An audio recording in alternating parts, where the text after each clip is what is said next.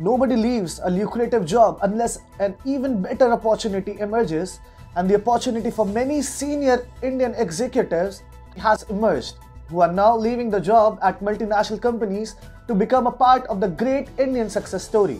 Indian companies are attracting global top talent, and it isn't like all of these is taking place without any cause. Many reasons are leading to senior executives joining Indian companies, and at the core of it all is the strength of the Indian economy. Hi and welcome. This is TFI English, the national socio-political analysis arm of the TFI Media Group.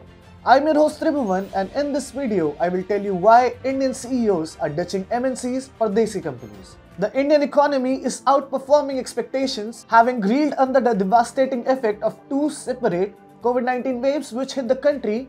Not many were very hopeful of a rapid bounce back by the economy. Yet, pragmatic and consecutive steps taken by the Modi government since 2014 have turned the Indian economy extremely resilient, which is why the path to recovery has become much easier. Such is the mood regarding the Indian economy, that senior executives who occupied important positions at well-known multinational companies are turning themselves to Indian companies because the environment and growth opportunities offered by Desi companies are much more motivating than MNCs.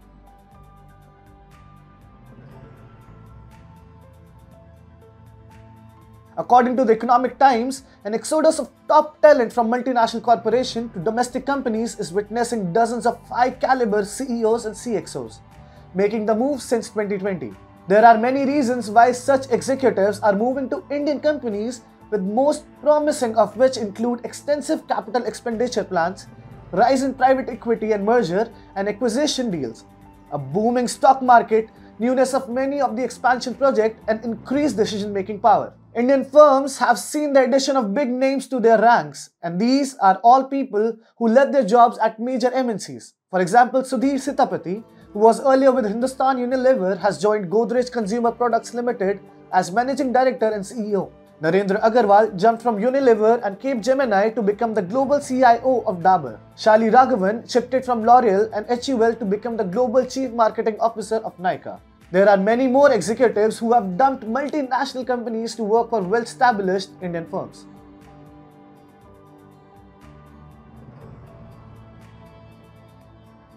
At Indian companies, these senior executives who left their lucrative jobs at MNCs are being made a part of decision-making process.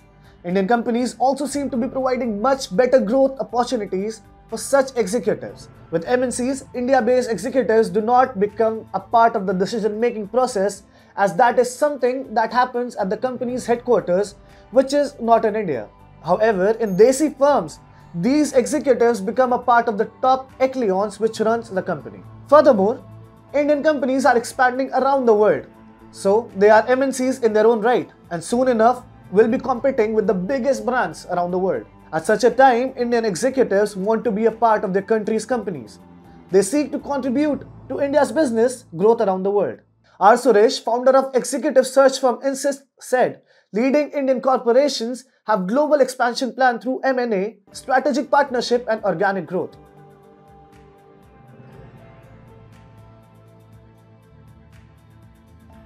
Despite the UN Conference on Trade and Development report stating that global FDI flow plunged by 35% due to COVID, FDI in India increased by 27% to $64 billion in 2020 from $51 billion in 2019. Reforms have been at the core of Modi's government strategy to keep the Indian economy in a healthy state, and it claims new heights. Most recently, the Modi government took a big business-friendly decision as it scrapped the retrospective tax regime. The Indian equity markets have now emerged as the best performing among global peers on an year-to-year and year-to-date basis on the back of robust retail and institutional participation and better earning prospects. The return correlation between India and global equities has declined to 61% from over 80% a few months ago.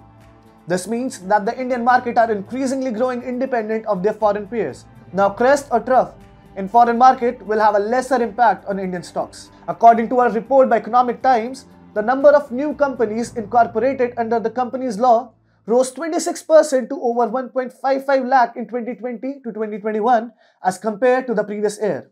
A Rubik's Data Sciences report stated that 1,55,377 new companies were registered in India during financial year 2020 to 2021. compared with 1,22,721 in financial year 2019 to 2020, recording a 26% increase.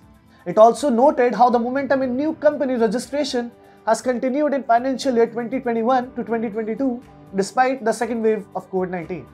India's gross domestic product grew at a record pace of 20.1% in the first quarter of financial year 2022, the highest ever GDP growth in a single quarter. Thereafter, the GST collection number released on Wednesday on August showed a 30% increase from the same month the previous year and crossed $1 trillion mark for the second consecutive month.